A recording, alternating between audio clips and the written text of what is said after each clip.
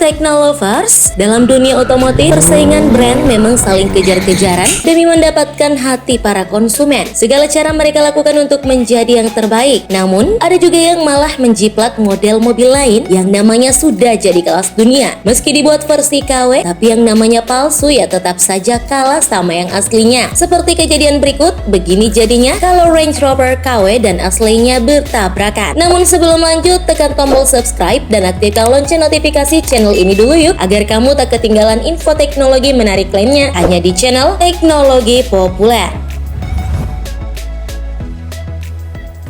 Sepertinya sudah biasa suatu produsen meniru produsen lain dalam membangun bisnis. Apalagi kalau produsen tersebut terbilang sukses menciptakan produk-produknya yang unggul. Tak sedikit mobil akhirnya dibuat dengan model yang sama, meski dari segi mesin maupun fitur sudah pasti berbeda. Namun, apa jadinya jika mobil tiruan bertemu langsung dengan mobil versi aslinya? Bisa malu nggak sih?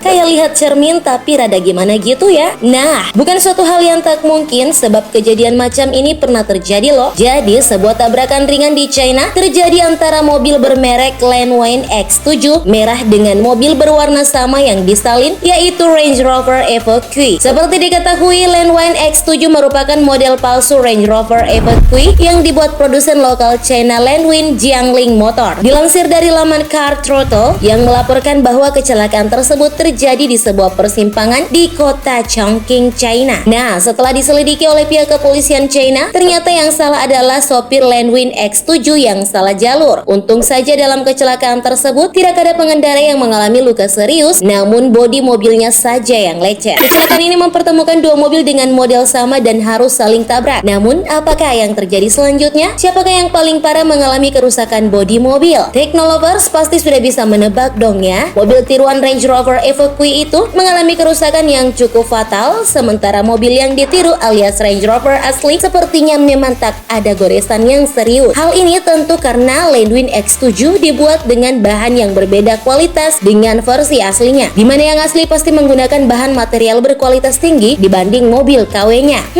Kebayang gak sih? Yang punya mobil akhirnya ketahuan nih mobil jiplakan.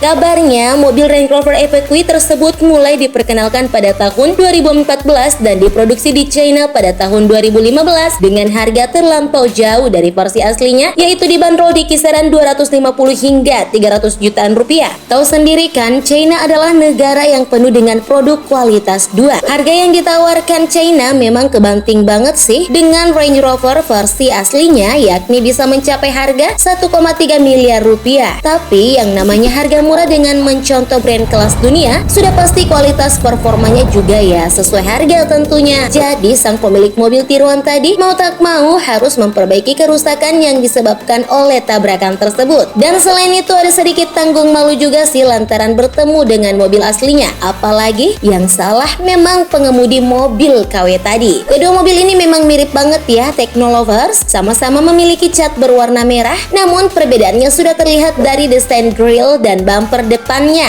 Nah, dari peniruan model ini, sebelumnya Jaguar Land Rover alias JLR telah mengajukan masalah desain yang digunakan oleh pihak Landwind X7 ke pengadilan China. Namun hingga saat ini pihak JLR masih belum mendapatkan kepastian dari tuntutan yang mereka ajukan.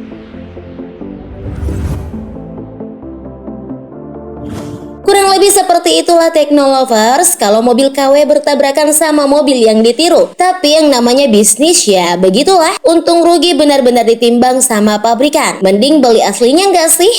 Tapi kalau budget bisanya yang KW, ya mau gimana lagi? Gimana sih menurut kamu? Oke deh, sebelum video berakhir, jangan lupa like and share video ini dulu ya. Terima kasih dan sampai jumpa di video selanjutnya. Bye!